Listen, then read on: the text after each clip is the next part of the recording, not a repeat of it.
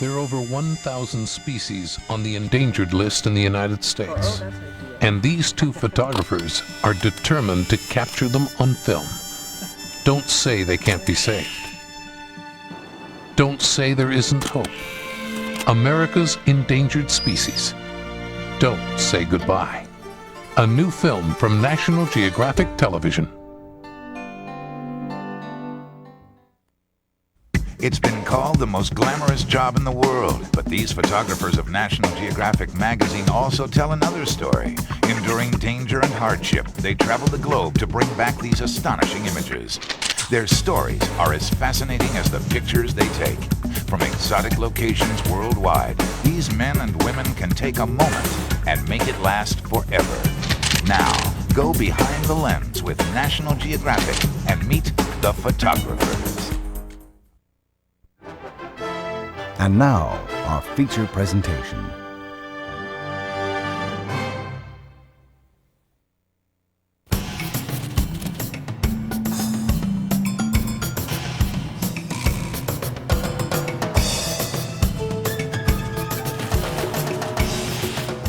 It's not a 9-to-5 job.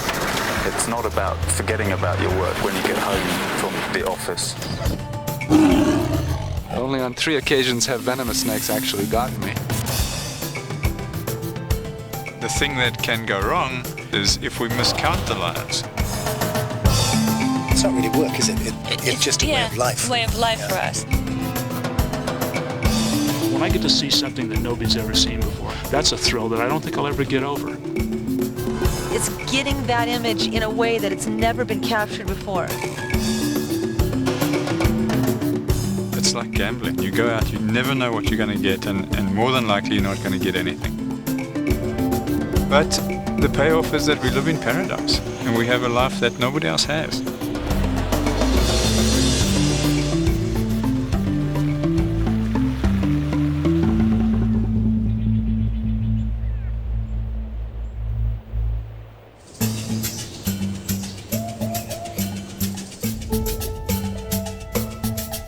They're images that enchant. Through them, we're face to face with creatures we've never imagined. Witnesses to the stark drama of struggles for survival. Voyeurs of nature's most hidden moments.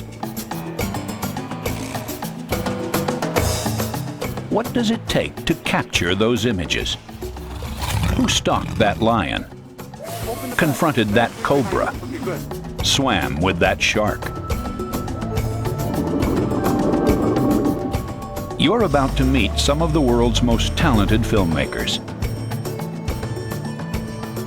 On any given day, they're at work on wildlife films for National Geographic. You'll learn what they do, how they do it, and what it takes to bring back unforgettable images.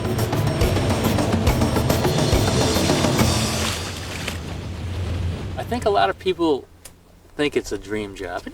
In many ways it is, I suppose, but it's a hell of a lot of hard work. It used to be much harder. The first wildlife filmmakers were true adventurers. The wilderness was wilder then, and conditions were much more primitive. Filmmakers often developed their own film in the bush, and transportation was more often four-legged than four-wheeled. Early pioneers even had to invent their own equipment.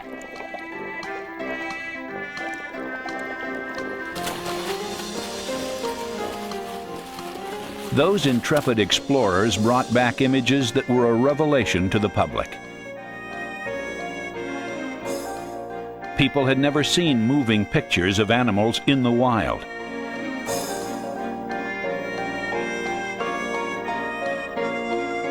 The footage was hard-earned, but it was guaranteed to keep audiences amazed and enthralled.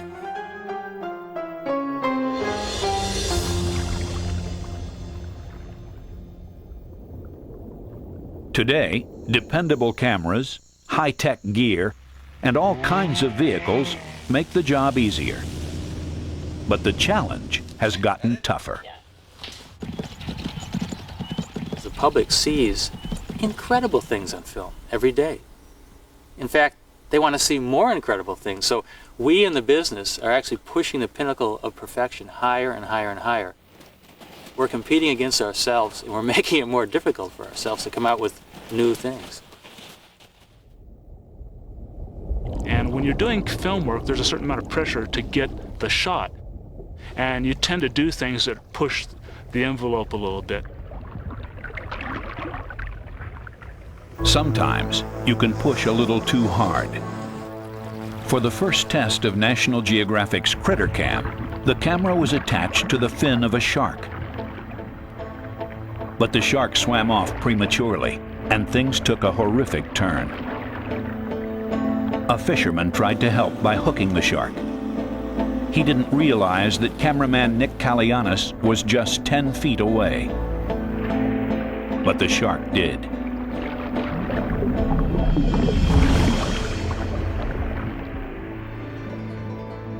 We'll keep pressure on these points now. One more pressure. Up over here. Up over here. The shark tore open Nick's hand and bit his leg to the bone. Nick was medevaced out and went through 9 operations in 21 days. It took him 3.5 months to recover. And then he returned to work on another film about sharks. Accidents do happen. It certainly wasn't the shark's fault. I would never blame the shark for what happened to me. Nick's attitude isn't unusual. In fact, most wildlife filmmakers don't think it's dangerous work. I don't think it's dangerous work. I think it's certainly not dangerous work if you're considering the animals. We've got to remember that snakes are on the defensive all the time. They're not an offensive animal who's going to attack you. You'd think there'd be things down there that are constantly stinging and biting, but surprisingly that's not the case. Press them harder, though, and they'll admit to their share of close calls. I lost a finger to a puff adder, first of all. I'm handling that for photography. Very nearly lost my life. I got spit in the eye by a spitting cobra. That was Africa. And then, no, Wrong place. Actually I got bit by a coral snake. And the coral snake died. I fell out of the tree in Guyana 55 feet. I was bitten by the insect that gave me leishmaniasis. I was caught up in a war in Rwanda. Been charged by elephants and hung up with microphone cables and couldn't get away. Oh, you know, I don't know. You have to be careful. Some years later, I was bitten in the backside by a leopard. I jumped down off a cliff and I landed right in front of it, and it came out and got me in the butt. I got out the car and the cubs were playing to the one side and the mother was lying on the other side. I started walking towards him with a camera, and the next thing the mother just came at me. She actually stopped probably sort of 5 meters away, growling and hissing, and then moved off. I got in the car. The other thing was African bees. We were attacked by African bees to the point where we thought we were going to die.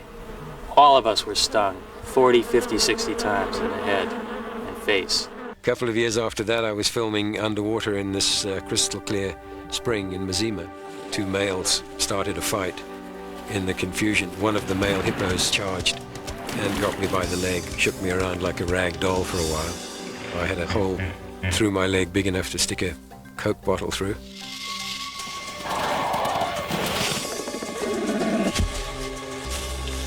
But danger doesn't deter the best wildlife filmmakers. They'll go to incredible lengths or heights to get the shot. That's what Neil Rettig is famous for. Here, he's climbing 150 feet up to film the world's most powerful bird of prey, the harpy eagle. It has a wingspan of more than 6 feet and talons the size of bear claws.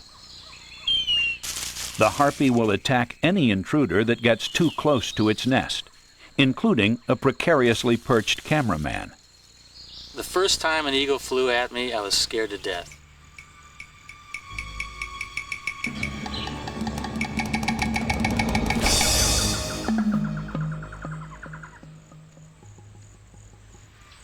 The problem is if you're climbing up and you don't know where they are, you have to look in 360-degree radius around to try to spot when they're coming, because if you didn't see them, they'd definitely hit you.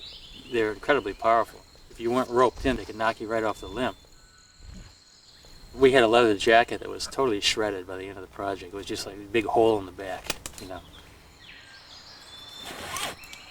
How do you end up in a spot like this, 150 feet up, warding off attacking eagles? Like most filmmakers, Neil's been following this path from his earliest days. I grew up in an area that had a lot of wildlife. My parents were very supportive. I would collect turtles and salamanders and snakes and so forth. And I really had an interest in birds of prey especially. Hey, come on, come on. Today, when he's not on the road, Neil spends every spare moment raising hawks on his Wisconsin farm. You're a good boy. I got into falconry in the late 60s and early 70s. Birds of prey are just so free and fantastic. Neil's hobby became a career back in the 1970s, when he learned of a giant eagle that had never been photographed. A complete novice at the time, Neil shot the first film ever made about the harpy. Now a highly respected old pro, he's returned. He's spent 6 months here, hoping to capture the first flight of a young harpy chick. I think all of us have a lot of experience sitting in a blind for weeks at a time and not shooting a single inch of film, waiting for something to happen, and maybe it never will.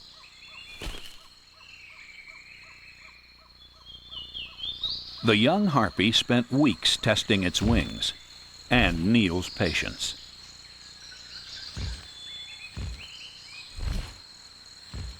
And then one day, he went maybe 60 feet out into the canopy of the nest tree. And I was ready, you know, I had my finger on the shutter release, and I was ready to roll the camera thinking, this is it, we're going to get this first flight. And it just took him forever. He slowly walked down the limb, and he kept walking, and I go, oh my God, he's going to walk all the way back. But then finally, he just suddenly flew. I was rolling the camera, and I got the first flight.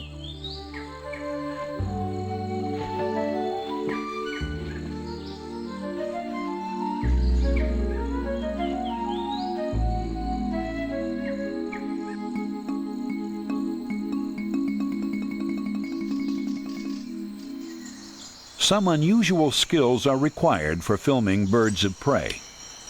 Everybody ready? Did it go over? Yeah, right. Neil uses a crossbow to rig cable for tracking shots through rainforest canopies.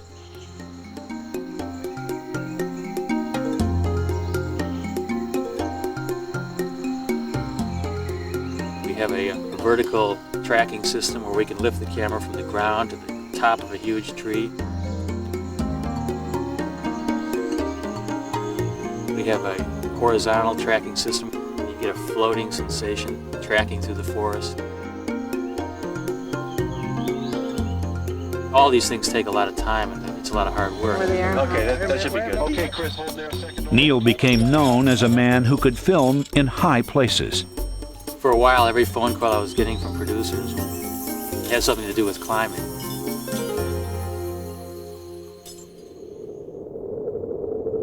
No climbing was required when Neil went to film in the Arctic.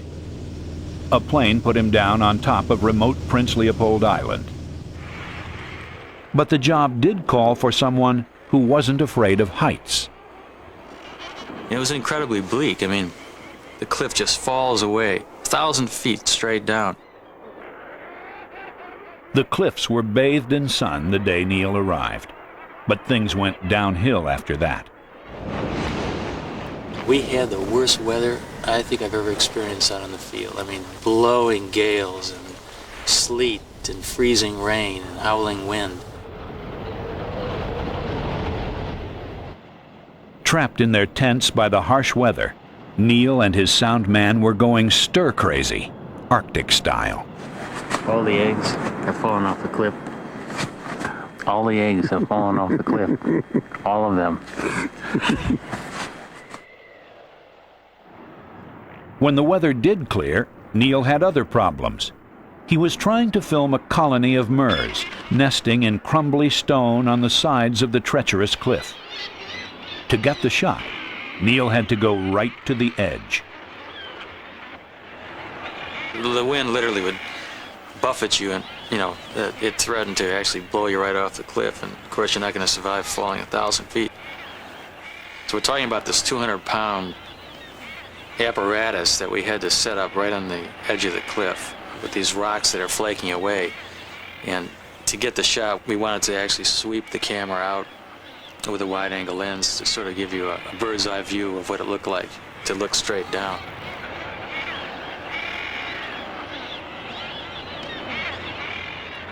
Neil got the shot. And then, a bonus. There were thousands of nest sites spread out along this cliff face. And there was an Arctic fox that used to raid the nests, but he never came to the area where we were filming, which was the ideal spot for filming.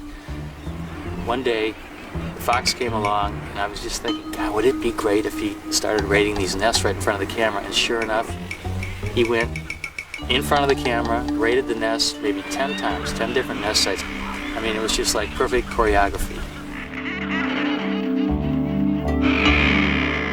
And that was probably the most rewarding sequence I've ever done. In the wild, it was just luck. It just happened while I was there, and that's a rarity.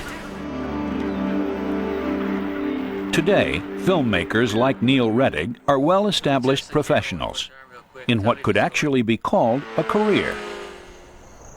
But it wasn't like that when renowned African filmmaker Alan Root started out. Wildlife photographer wasn't something you could find in any career guides booklet. Fortunately, because the whole business was in its early days, the standards, I have to say, were pretty low.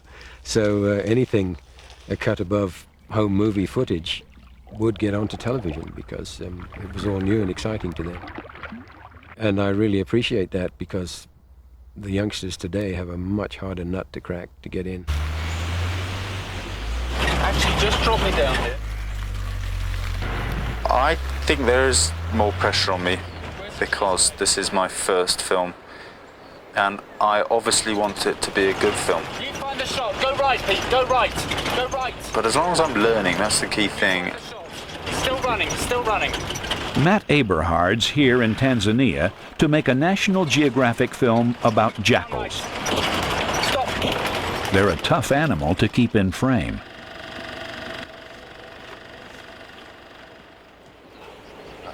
Missed it. Missed it.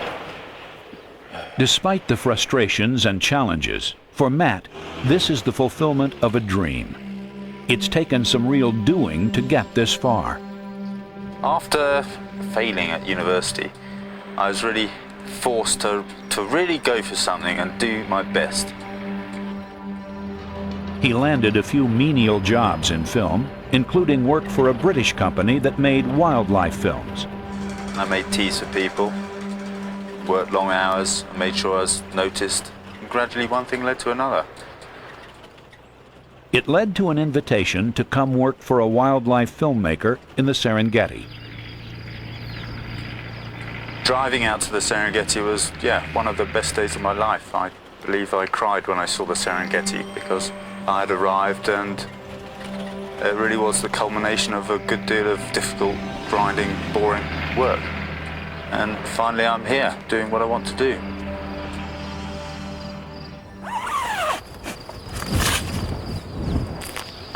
You ready, Peter?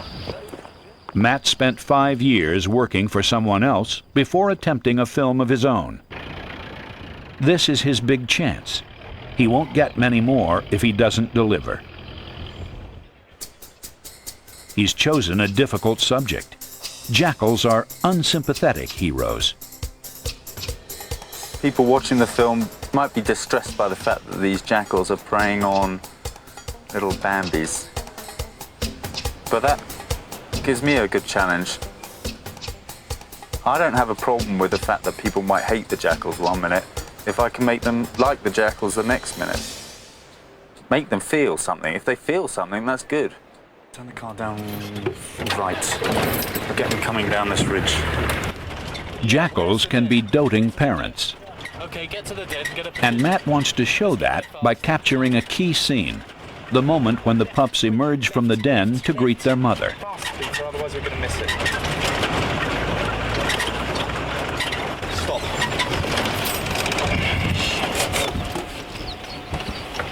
No. No, useless.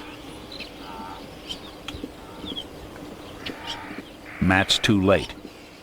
Half a scene won't do. Oh, I missed the beginning. I should have been here earlier because I knew exactly where she was going. Every day brings a frustration, but you just have to continue on and eventually it all works out. Isn't that right, Pete? Yeah, sure. Maybe tomorrow, day after, you might get it again. Absolutely, absolutely.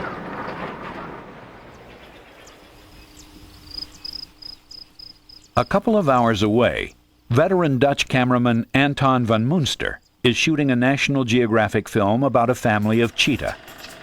It looks like something's about to happen.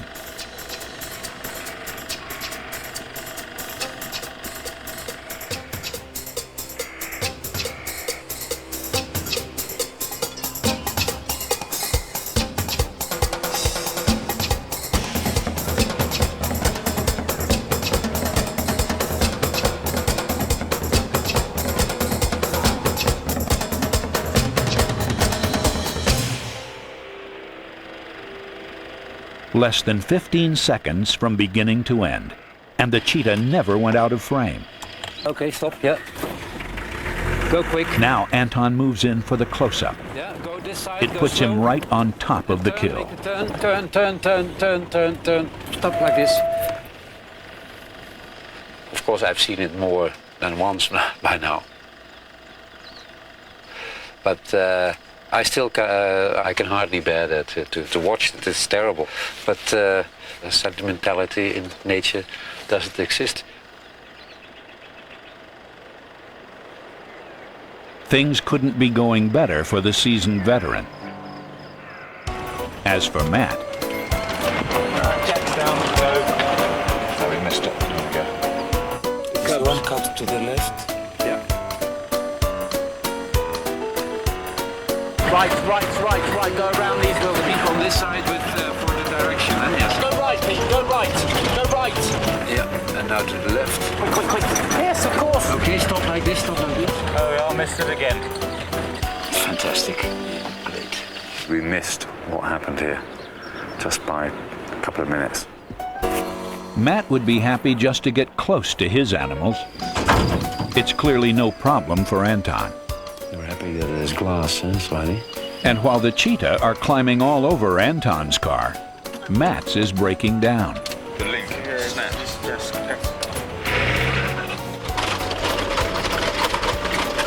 Silly people, if my luck doesn't change soon, I'm going to blow a gasket here.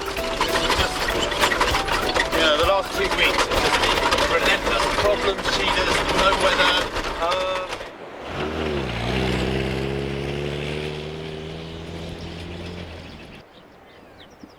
But good wildlife filmmakers are persistent. Once again, Matt waits at the den, hoping to catch the pups emerging to greet their mother.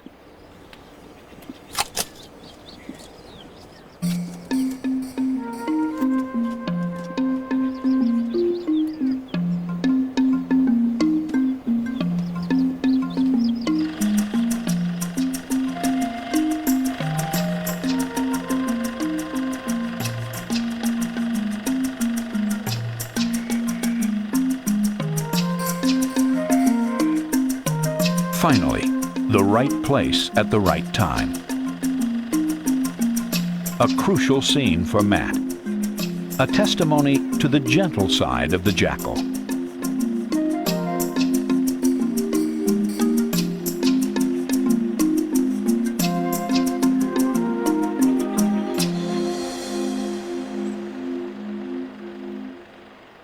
Capturing key moments is a challenge for all wildlife filmmakers.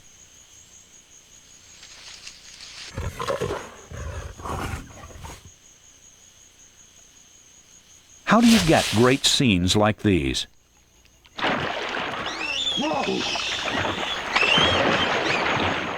What does it take to be a good wildlife filmmaker? Well, the first thing you need is patience that verges upon stupidity. Because you're down there and typically you're cold and uncomfortable, and you have to be sort of mentally marginal to stay there for hours on end. To me, the challenge is the most important thing. If somebody says to me, you know, here's a species that's never been filmed before, and you probably can't do it, then that would like feed the fire within me to actually accomplish it. Good wildlife filmmakers are primarily naturalists, and their interest in wildlife filmmaking stems from their interest in animals.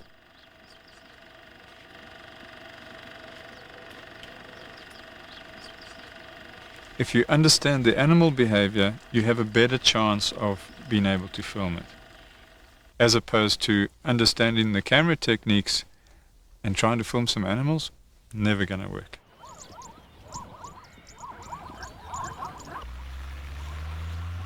Derek and Beverly Joubert have spent a lifetime in close contact with the animals they film, and they've learned every trick of the trade. We almost try and become part of them so that we know exactly what they're doing and what they wouldn't want us to do.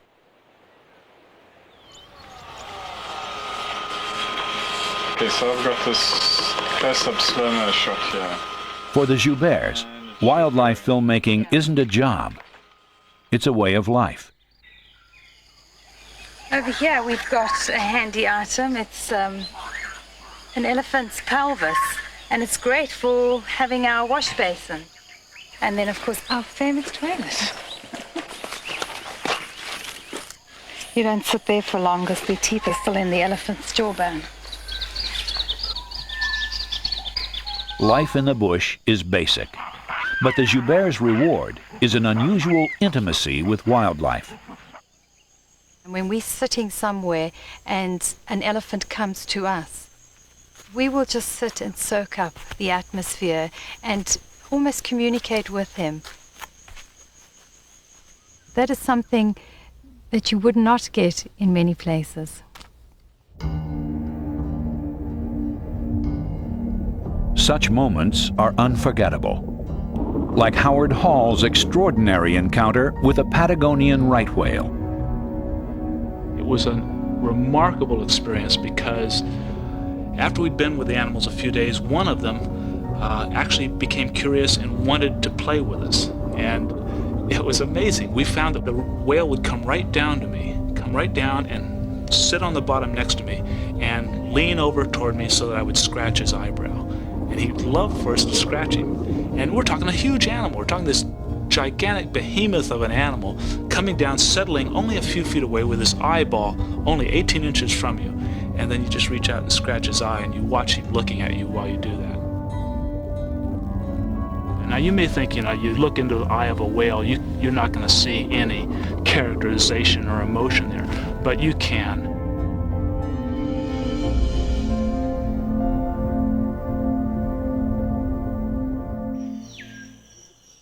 There are filmmakers who are drawn to a particular animal. We found bats to be particularly fascinating subjects. For me, birds of prey. The war dogs they're amazing things, and as I said, such humorous little guys. In some cases, you'd have to call it an obsession. Okay, just hold it a second there, yeah. Hi, Luke. That's my favorite bear there. Polar bears are Tom Mangelson's passion. Cool hand, Luke. Beautiful bear, that guy. But you can't help but get attached to them. You watch them and you know certain individuals. But I've let myself kind of get involved in that. I'm just always happy to see you know, a bear that I recognize. Tom Mangelson is an award-winning photographer and filmmaker. He's come here to Cape Churchill in northern Canada every year for the past 10 years. With his assistant Kara and an old friend, Spence, Tom traverses the frozen landscape in his tundra buggy, searching for yet another great shot of the bears. I think they're just beautiful to begin with. You know, they're designed for this landscape. They're powerful, they're strong, they're able to live a solitary, predatory existence. Extraordinary being, you know, it's nice to watch. But getting so attached to your subjects can take its toll. Tom followed a female he called Pretty Bear for 6 or 7 years. He was thrilled to discover 2 cubs trailing behind her last year. So it was difficult for him to watch when one of the cubs sickened and later died. It's hard not to be emotional when you see something that's just kind of horrific as a cub dying in a snowstorm and a mother trying to protect it from all comers. You know, staying there with it, even though the poor thing's been dead for 2 days.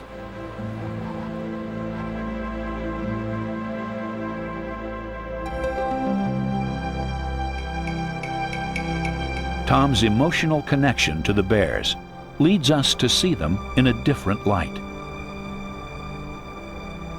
The pictures I probably enjoy most are ones that are hopefully more aesthetic and soft and more painterly, maybe.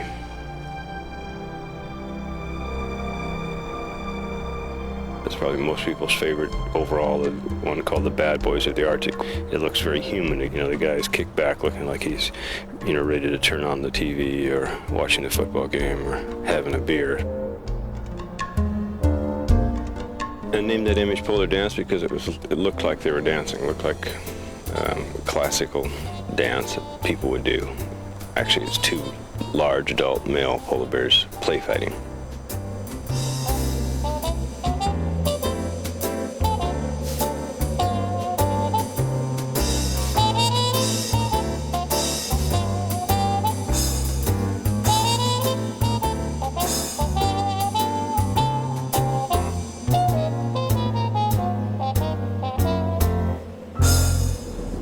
You guys, this could be so cool. All right. It's nice to see. In the distance, a mother and 2 cubs saunter into view. You gotta be impressed by an animal that can raise 2 8-month-olds in this landscape. I mean, look at that. I mean, that's harsh out there. Those little guys have been probably walking for 20 miles maybe. She keeps looking back, checking on that one that's kind of lagging behind a little bit. Tom decides to take a chance to get closer to the action. A lot nicer to see her low.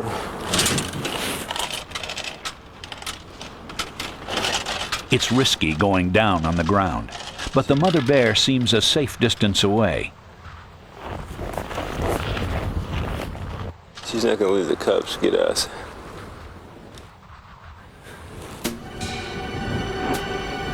But Tom doesn't see the huge male walking up from behind the buggy.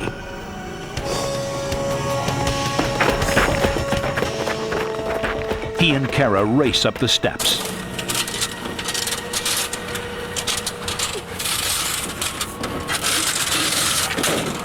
Leaving the camera behind. Hey, that's a little excitement for a change, huh? That was too close. Good thing Spencer saw him, huh? Let's see how they can just come out of nowhere. Too bad your camera's down there because it's a great scene with you. Oh, it's a wonderful scene. Yeah. That's one of the shots I've been trying to get for the last 5 or 6 years. And I don't know if I'll get another chance at it or not. And there it was our first mother and cubs. Ah! Jeez. I can't believe it. In this business, things don't always go right. But there's something you've got to get. You've got to get that bit of behavior. This is absolutely vital for the film. And you just go through hell sometimes to get it. It's a very bitter cold. Wind chills of minus 100 Fahrenheit. You can freeze your flesh in 5 or 6 seconds. So incredibly hot, it's 115 degrees Fahrenheit, and it's just muggy. And of course, you know, days without having proper showers and baths and things like that. You're often out on small boats when conditions are rough. You occasionally get to review what you had for breakfast, which is pretty unpleasant. Millions and billions of mosquitoes and black flies, and no-see-ums, and every little kind of bug you can imagine getting in your eyes and your nose and your ears and your throat. You're up to here in muck, going through just a disgusting stench of water. Neil will turn back and look at me and I said, isn't this a glamorous business? We've had film assistants that have come out to us and paid us to let them go. The problems just go on and on and on. And it's amazing how many good films get turned out every year. When you really want to do something bad, it's amazing what you can put up with.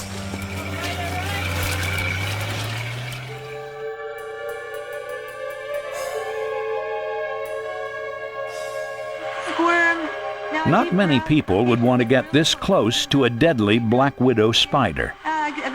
One bite could kill you. Yeah, she's getting a little close. But it's all in the day's work for George and Kathy Dodge. You getting her? Where'd she go? We come in close contact with venomous animals of all kinds. That doesn't necessarily concern us. I mean, the point is getting the shot. For the National Geographic film Bite of the Black Widow, George and Kathy decided to get more personally involved than usual. All that they really asked us to do was film a black widow underneath a blanket. We thought, well, let's put the person under there and add a little movement.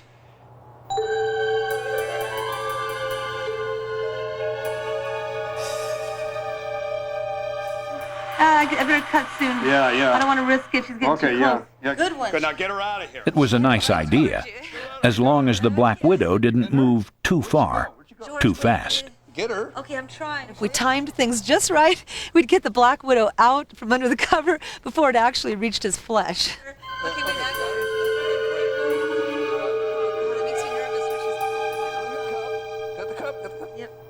While many filmmakers head out into the bush in search of nature's largest animals, the Dodges specialize in filming the smallest, and many would say, the creepiest.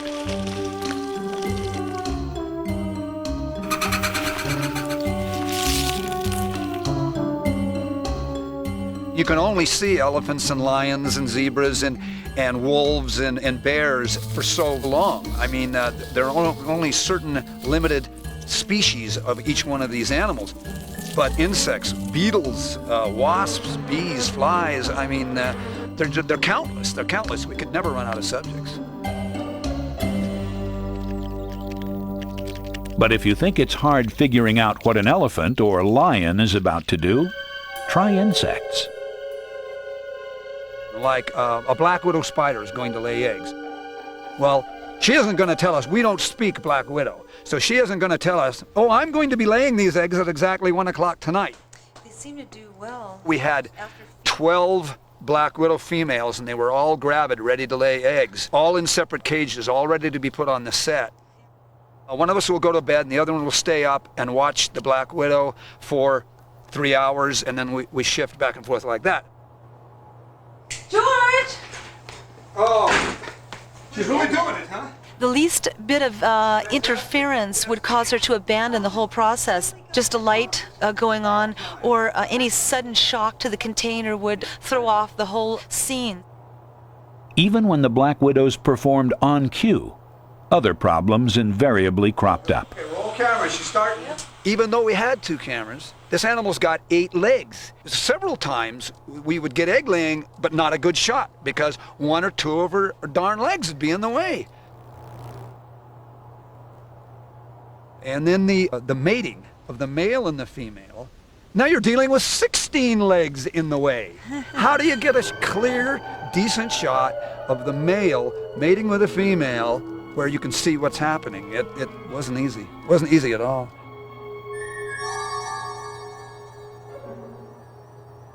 George and Kathy even managed to get the black widow to bite on cue. Get that bite, George. How did they do it? Well, that is one of our little professional trade secrets, I'm afraid. Yeah. We don't even tell our family. Our family will ask us, well, how did you do that shot, or how did you do this shot? And we don't tell anybody. Sometimes the animals don't do what the Dodges want them to. For the National Geographic film Ants from Hell, George and Kathy wanted to shoot a time-lapse sequence of fire ants devouring a frog. The frog needed to be taken down all the way down to a skeleton, so there was literally nothing left. And it took a lot of studying to see exactly how long does it take a colony of ants to take down that size of frog. But apparently, the fire ants hadn't read the script. The very first colony didn't eat the frog, they buried it.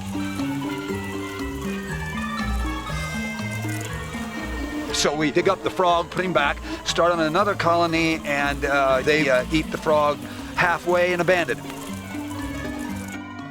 It took quite a few attempts, but we finally got it. It came out very nice.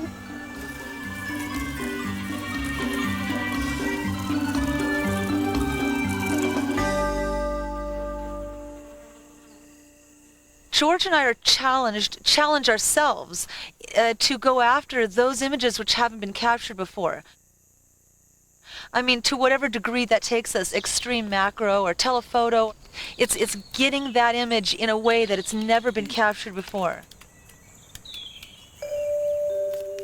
My particular favorite shot that we've ever done is the harvestman, the close-up of the harvestman eating the aphids.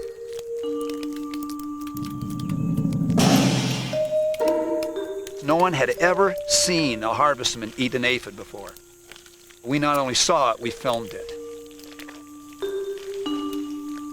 We're bringing this to the public so the public can appreciate this animal and its uniqueness. This is what makes our job worthwhile. This is what makes doing wildlife photography so exciting. I found the jumping spider to be a very interesting subject because it has a sort of a soft, cuddly look to it, which is appealing. Soft and cuddly. Did you hear that? Soft. This is what I love about this woman. She loves all animals. She calls a jumping spider cute and cuddly. I mean, it doesn't matter what we shoot or what we photograph. She empathizes with the animal, gets to really like it, and I couldn't find another woman like this on the face of the earth, if I spent the rest of my life trying, and especially one that looks as good as this. I'm one lucky man, I'll tell you. Yeah, we ought to get these guys on the set. While there are wildlife filmmakers who work alone, it's striking how many of them team up with their spouses or partners. I'll tell you when you hit 24 frames. In this business, a good year you might be gone 250 days out of the year. And what kind of a relationship can you have with somebody that's waiting at home? So the ideal situation is if your partner can be part of the team. Most couples, they see each other at the beginning and the end of the day, and there's a big chunk in the middle where they're doing often interacting with other people. And we have ourselves. And very often we're off in wilderness areas, and we just have to get on, and thank goodness we do. Look how easy that was. We live with the job. I mean, I can wake up at 2 o'clock in the morning and Kathy, I just got the greatest idea. There sure are difficulties. I mean, working at night time is an incredible difficulty because she wants to sleep a little bit longer. Longer, that's right. Than me. We had the domestic crossing over into the professional world, back and forth. There would be squabbles taking place over who was going to be responsible for vacuuming up the bat guano, let's say, that's dragged into the carpet. We have these goals and things that we wanted to do in life, and we've dedicated to that. If Beverly didn't share the dedication that I had, or vice versa, it wouldn't work. And we would not be a filmmaking married couple out in the bush.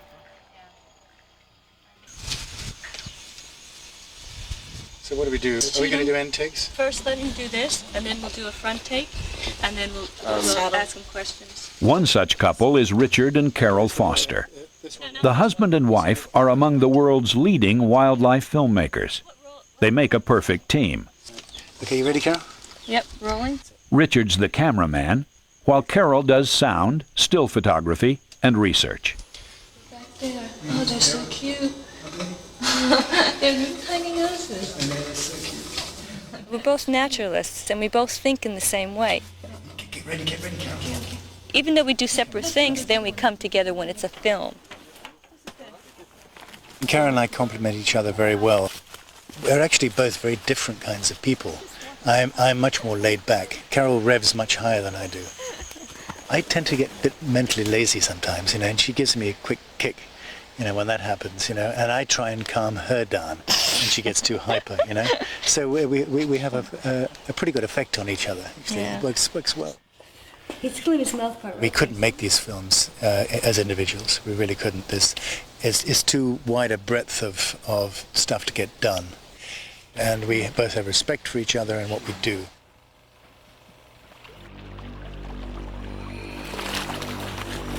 Recently, this filmmaking team had to confront a grave challenge. They were in Venezuela, filming one of the world's biggest snakes, the anaconda, for National Geographic. At first, it seemed like the danger would be in getting the shot. They were following a researcher whose favorite method of finding the snakes was to feel for them underwater with his bare feet. To get his respect, which was actually I was quite happy to do, was take my shoes off as well. You've got stingrays, which if you tread on one and it stings you, there's 3 months out of your life. They're very, very bad, very poisonous. You've got electric eels, which put out 500 volts and then knock you straight out of the water if you get shocked by them. The snakes actually are not aggressive when they're in the swamp because they're used to being trodden on by other animals. It's only when you start grabbing them and hauling them out, that's when they start turning around and biting you. But as it turned out, the Fosters faced a much more serious threat than the anacondas during their time in Venezuela.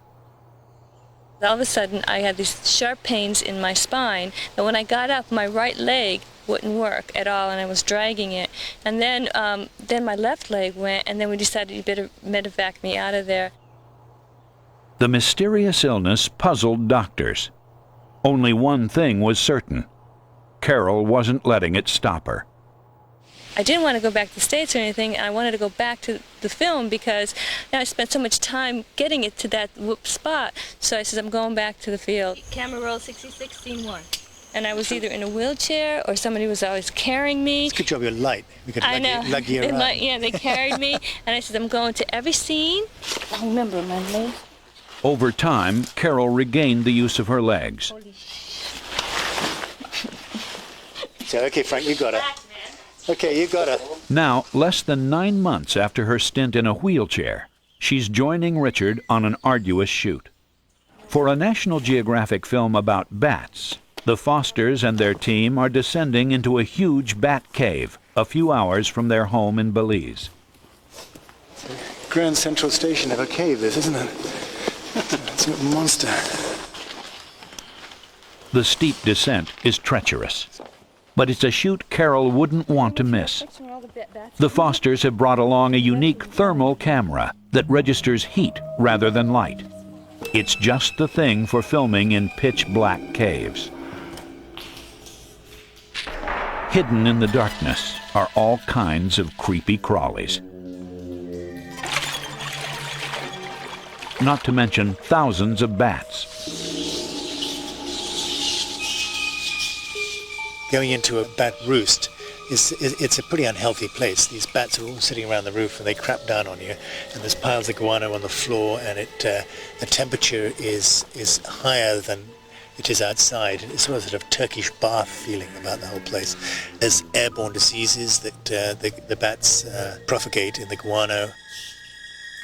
The main feeling is you want to get the job done and get the hell out, quite frankly. But it's worth going in there just to get the images. Okay, we're going to need that. Okay. So we're going to need Soon, the team is setting up for a shot they never could have attempted before. The cave is too big to light. But with the thermal camera, it's heat, not light, that counts. I think we're warmed up, aren't we? Yes. This is really... It's like a starry night. Yeah, Look at that. exactly like a starry night.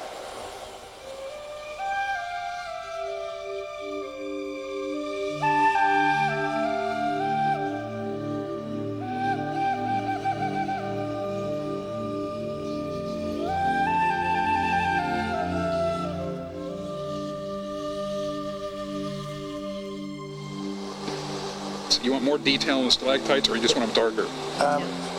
Detail, I think, if we can. Really nice. Keep it there. You going to record that?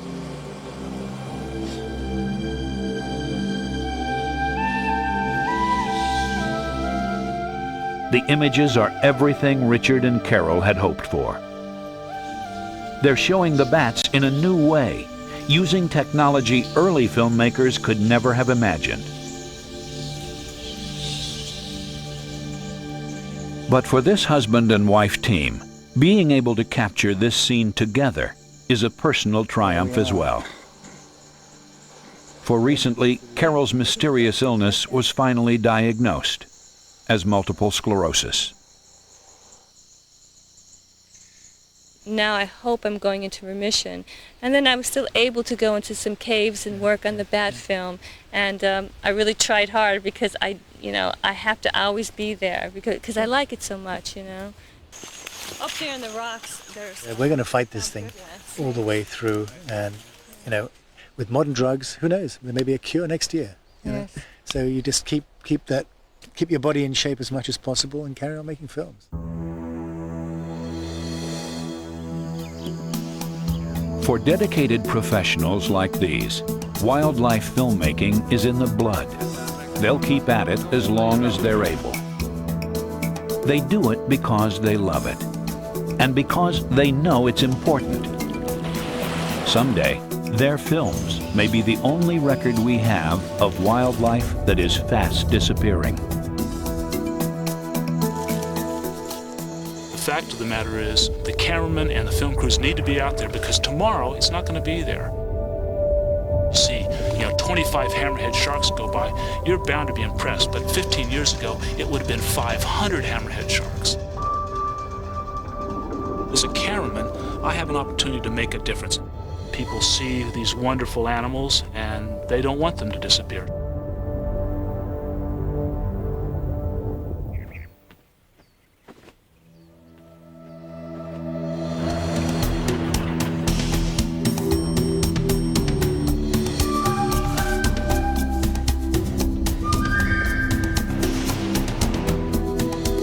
From the first hardy pioneers who dazzled new audiences,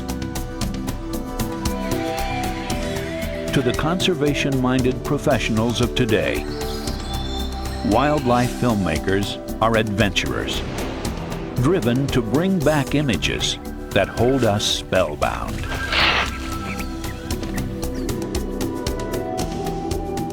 I can't imagine a job which has so much reward, certainly for me.